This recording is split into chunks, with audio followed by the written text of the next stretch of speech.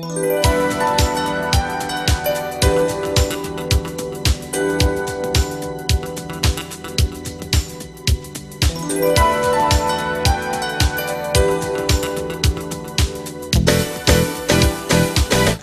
tarde, leitores do jornal O Domínio do Fato.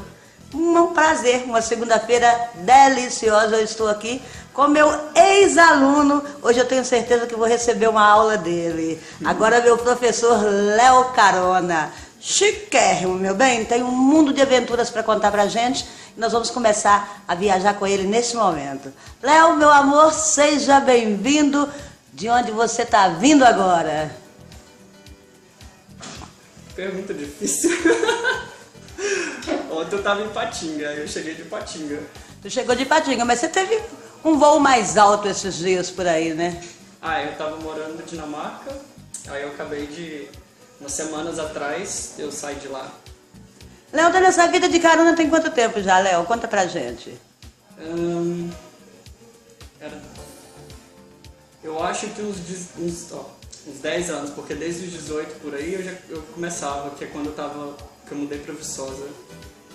Quando eu mudei pra Viçosa, eu comecei a viajar de carona, então eu devia ter 18, 19 anos, algo assim. Vamos falar da sua primeira viagem. Você começou, a gente estava conversando ali nos bastidores, você me falou que começou incentivado pelos seus irmãos, que também faziam, né, essa rota de escola aqui, Viçosa, Raul Soares, de carona. Não é incentivado, mas foram exemplos, assim, porque assim como eles, vários outros estudantes, amigos que moravam na cidade também, eles viajavam para a cidade deles, também era do interior, moravam no interior, então eles viajavam de Viçosa, que é uma cidade universitária, para a cidade deles, para visitar os pais final de semana, feriado, coisa do tipo.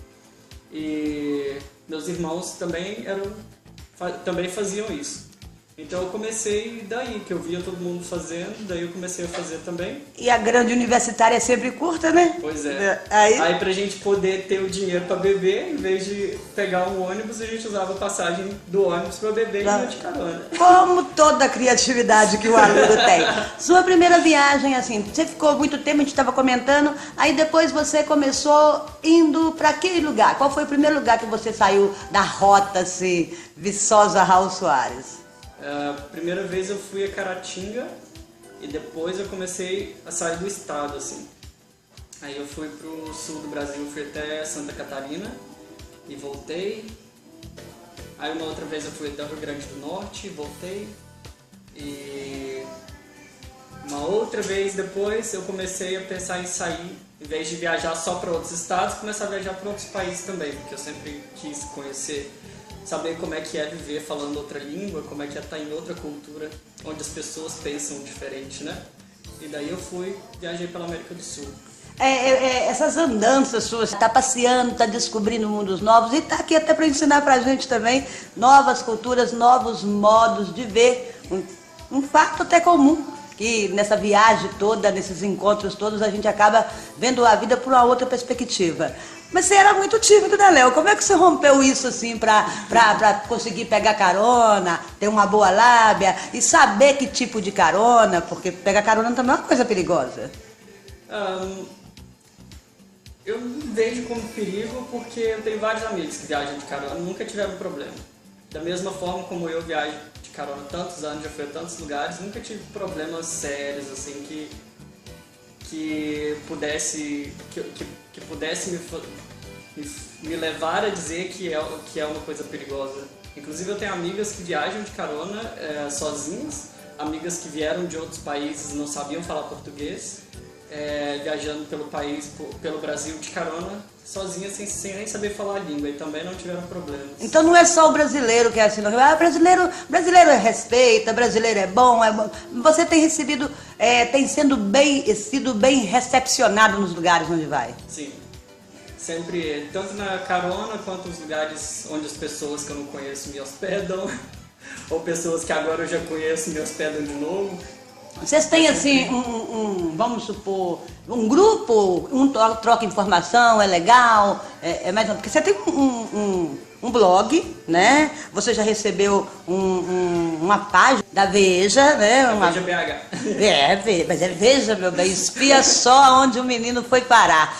Recebeu uma página da Veja, então quer dizer, a mídia está prestando atenção em você também, né? E o que você acha, por que isso? Dessas andanças suas, que tipo de gente que você encontra gente de tudo enquanto é tipo? Sim. Dá pra conhecer gente de tudo que é tipo, tudo que é mentalidade diferente e culturas, religiões diferentes, tudo isso e obviamente você lidar com pessoas que têm hábitos de vida que você concorda, que você discorda, mas no fim das contas você dá conta de que isso não é problema seu, sabe? Desde que as pessoas estejam felizes. Eu sou sua perseguidora, né? Você sabe que eu estou sempre acompanhando onde você vai. Você teve num lugar recentemente, assim, que você falou que conversou com uma menininha, você estava com um batom roxo, que depois a menina conversou com você e falou assim no final, assim, adorei seu batom. Você estava falando sobre a naturalidade, como nesse local as crianças aceitam o gênero, aceitam a pessoa do jeito que ela é. Como é que você tem visto isso aí? Porque agora tá na moda aqui, homofobia, não sei o quê, não sei o quê, não sei o quê. E você tá rodando um mundo diferente, numa cultura diferente. O que você tem aprendido por lá, Léo? Muita coisa que eu tenho aprendido, mas eu pude observar em relação à questão de respeito à identidade de gênero, orientação sexual, todas essas coisas. Eu sempre tive um jeito assim de meio que testar as pessoas ao redor, talvez, ao mesmo tempo que o que eu tô fazendo na minha cabeça é só desfrutando de um direito que eu tenho. Para as pessoas, muita gente pensa que eu tô fazendo alguma coisa para poder causar, chamar atenção, alguma coisa assim, quando a minha intenção é simplesmente poder utilizar um direito que eu tenho. É ser quem eu sou, né? Dá licença. Às vezes nem é o que eu sou, mas assim, eu só quero poder ter o direito e se alguém põe o pé no meu direito, daí... Mas lá você está vendo é isso que eu estou falando. Você vê pessoas que agem diferente, que pensam diferente, que encaram diferente. Não dá nem uma inveja boa, não, que podia ser assim também em todos os lugares que eu vou. Né? Você encontrou muitos lugares assim ou agora na Dinamarca que você viu essa... Depende. No Brasil mesmo você pode encontrar assim, né, situações que você não vai ter problemas. Mas às vezes você tem, às vezes... E quando você tem, esses problemas podem ser grandes num patamar assim de agressão física, né? Que na Europa que eu não experienciei nada disso, não vi nada disso. Mas eu acho que no Brasil também a gente pode viver livremente. É lógico que a dor de cabeça é maior, você tem que ter muito peito e tipo conseguir lidar com essas coisas e onde o povo tenta te pôr, assim, sabe? Não é sempre, mas pode acontecer. Mas aí você voa, né? Você pode voar. Eu vou embora. Isso, ele pode voar. E sobre droga, esses lugares assim, como que o governo age, como as pessoas encaram? Eu estive em Amsterdã, na Holanda, que é onde é liberado venda de maconha, por exemplo, em cafés, né? Que são como se fossem bares, as pessoas podem fumar cigarro de maconha dentro, e eles vendem inclusive. E o engraçado desses bares é que você não pode fumar cigarro normal, só pode fumar maconha. Eu acho que por questão de que o cigarro tem mais tóxicos e as pessoas que não fumam podem não querer também. Mais. Na Dinamarca mesmo tem como se fosse um bairro na capital da Dinamarca que chama Christiania, que eles vendem droga no meio da rua. Por lei é proibido, mas a polícia sabe, o governo sabe e mesmo assim eles permitem, porque eles fazem isso tudo de uma maneira muito organizada, civilizada. Nunca acontece problema nenhum e eles também controlam quais drogas podem vender lá. As drogas mais pesadas são proibidas. As mais leves, que seria a maconha e o haxixe, e umas outras, eles vendem sem problema. Mas a gente também tem o Uruguai, aqui vizinho do Brasil, que o presidente legalizou a questão da maconha e o próprio governo produz a maconha e vende. Então... Tá faltando aprender, né? Seria muito bacana se o Brasil aprendesse, porque, querendo ou não, as pessoas estão consumindo maconha aqui, e enquanto tiver gente consumindo, vai ter gente vendendo, que é o governo, ou não. E eu acho que o governo interferindo, o que eles podem fazer é ajudar no controle de qualidade do produto, pode colocar imposto em cima e coisa do tipo. Olha que coisa boa colocar imposto. Olha. O governo adora. Mais dinheiro pro bolso deles. Eu acho, sim, senhor. Política lá, como é que o povo vive a política lá, que eles respiram uma política? Essa bagunça do Brasil tá chegando lá, Léo. O sistema de política deles lá é bem diferente e é uma democracia bem forte, assim, todo mundo opina, todo mundo é escutado e daí eles vão trabalhando junto para poder chegar no resultado e decisões, né? E não existe essa coisa de, tipo, uma pessoa é mais poderosa que a outra porque tem mais dinheiro, porque tem mais visibilidade ou qualquer coisa do tipo. As pessoas são ouvidas de maneira igual, assim, geralmente. Aqui nessas andanças no Brasil, você foi em todos os estados? Já pulei de pau para cavaco. Todos não. Foi mais... no Sudeste eu fui em todos, e no Sul, e no Nordeste eu fui em alguns, e no Norte eu fui em 2. Aqui, Acre e Rondônia. Aqui você gostaria de ir aonde ainda que você não foi? Você Na vai... verdade, quero ir todos os estados ainda. Eu não fui Amazonas, quero ir, e todos os outros também. Dos que você foi aqui, qual que você falava assim, nossa, posso morar aqui um bom tempo, posso morar um ano? Você ficou um ano na Dinamarca? Quase 2,5. Pois é, você falava assim, posso ficar 2 anos e meio. Você fala de estado brasileiro? Desses que você rodou aqui no Brasil. O Rio de Janeiro não vale não. Na verdade, antes de eu ir embora daqui, o Rio de Janeiro era a única cidade que eu queria morar. Porque eu acho que tem bastante qualidade de vida lá. Mas assim, se você morar na Zona Sul, onde você tá mais onde acontece, pra praia, né? onde tem as coisas, e onde o índice de criminalidade eu acho que não é tão alto igual em outras vizinhanças. Mas hoje em dia eu já olho por outro lado também, eu já vejo que tem muito engarrafamento, o Rio de Janeiro em si tem uns outros pontos negativos que eu não sei se eu ia querer hoje em dia. Então, talvez, se fosse escolher algum lugar, talvez Florianópolis, no sul. Mais primeiro mundo, né? Ali no sul. Sim, mas nem seria assim por causa disso. Eu acho que é uma ilha muito bonita e tudo é muito perto e dá pra gente pedir carona dentro da ilha pra ir pras praias. É lógico que carona tá envolvida. É o ponto principal a se olhar na hora de escolher o lugar, né? A carona. Ajuda bastante. Dica para quem quer pegar carona. O que vocês olham? Porque chega um tempo, você já sabe mais ou menos como conseguir carona, mais fácil. Primeiro depende de onde que você vai pedir carona. Se for no Brasil, geralmente, eu particularmente prefiro ir para a saída da cidade, especialmente se for uma cidade grande, porque dentro da cidade as pessoas que passam ali, elas estão indo para um próximo bairro, alguma coisa assim. Aí você corre muito risco de pegar só carona pequena, se você conseguir pegar, porque dentro da cidade também eu acho que existe mais medo por parte dos motoristas. Mas se você está na saída da cidade, as pessoas que estão passando ali, a maioria deles estão indo para a próxima cidade no mínimo, né? Então acho que facilita muito. Se você já está na saída da cidade, o pessoal está saindo da cidade, aí eles veem alguém lá e eles simplesmente levam.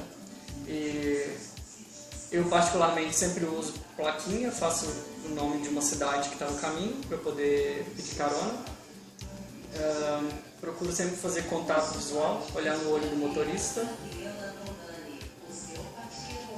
Sorrir também, acho que ajuda.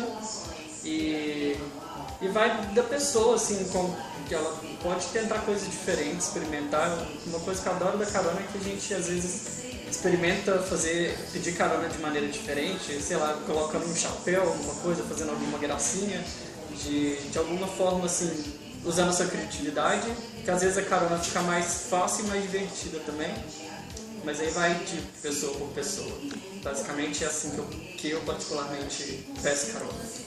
Você ficou 2 anos, quase 2 anos e meio lá no Canadá, na Dinamarca, não é isso? Na Dinamarca. E como é que é? Você chega lá e você vai procurar emprego, você vai assim, você foi pra lá sem arrumar nada, vou de carona? Não, eu tinha emprego em Belo Horizonte, eu estava no estágio, aí enquanto eu fazia faculdade.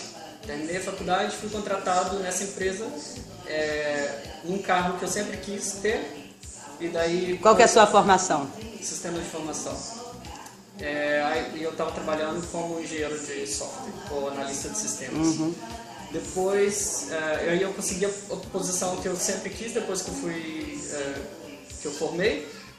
Mas meses depois eu larguei, comecei a viajar e de repente achei essa oportunidade na Dinamarca, através de uma organização que chama IESEC. E aí eu fui para a Dinamarca, mas já tinha um emprego lá.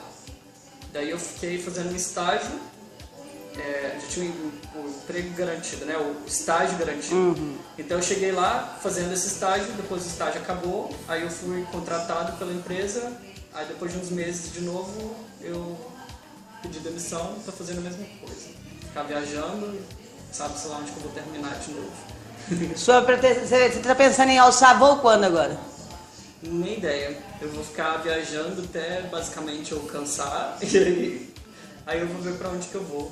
Mas atualmente eu diria, minha ideia não é trabalhar por aqui, eu iria para outro país, talvez outro continente, assim, que eu ainda não conheço.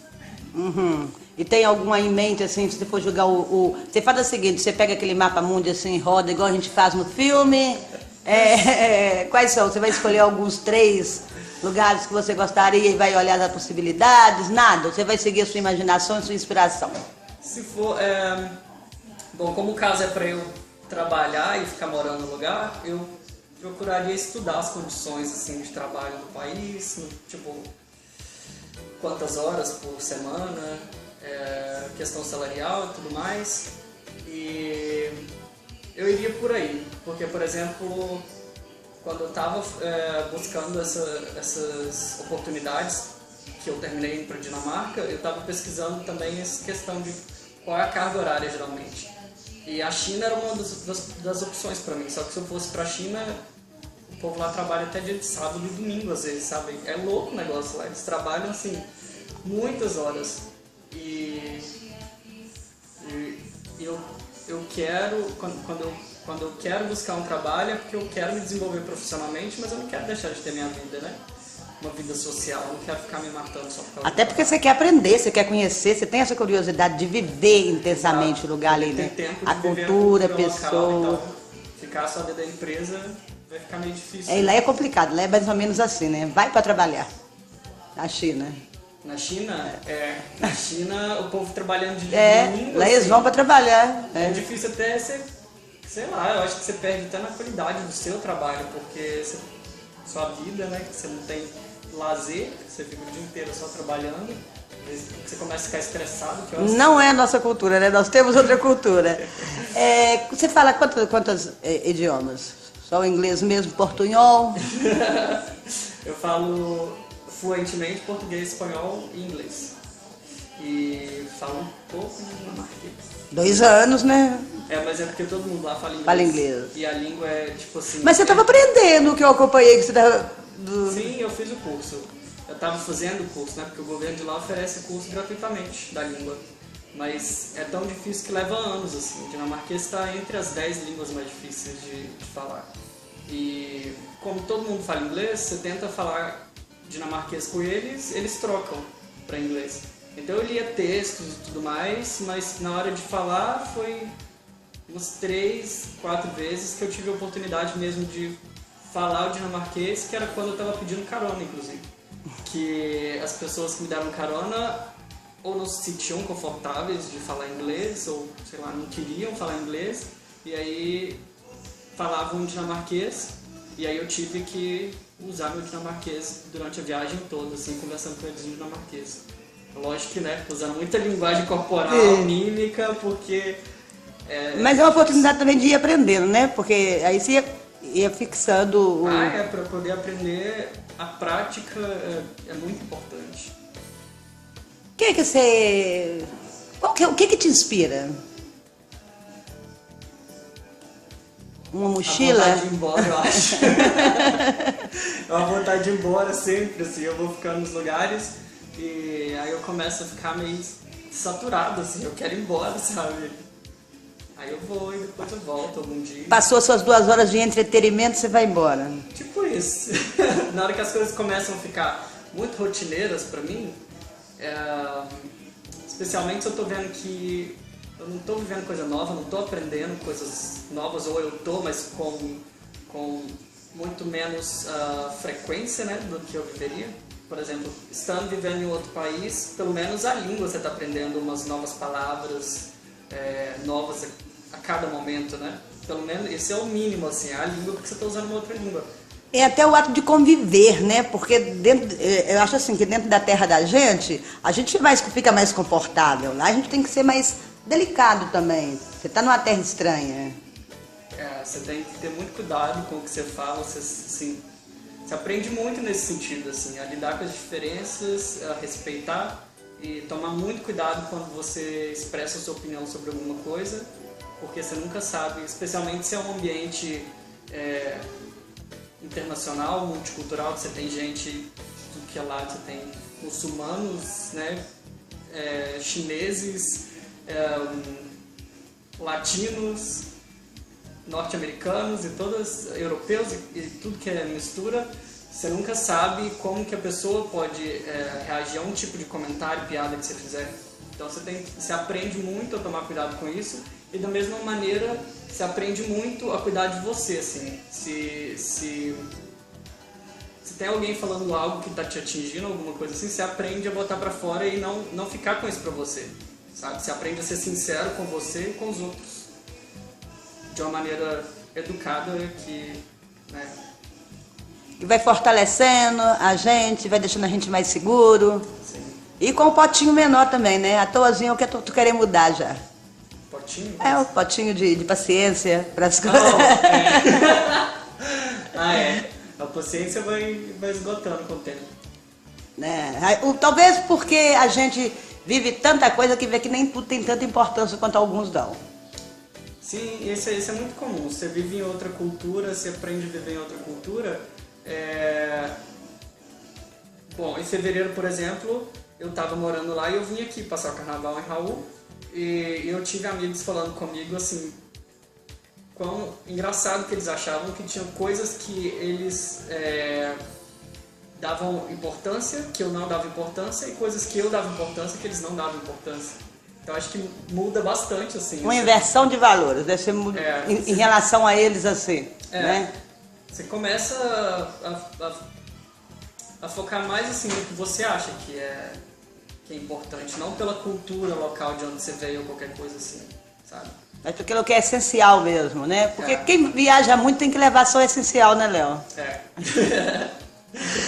Léo, eu vou te agradecer, eu adorei, vou ficar batendo papo aqui com você, meu braço vai ficar doendo de segurar isso aqui e a gente viajando aqui no papo, viajando legal, gostoso contigo em todos os lugares que você foi e que você vai ainda, né? Porque ele vai voar muito ainda, aprender muito ainda e eu vou estar aqui, ó, esperando ansiosa seu próximo pouso. Obrigada, viu? Um beijo pra você. Beijão.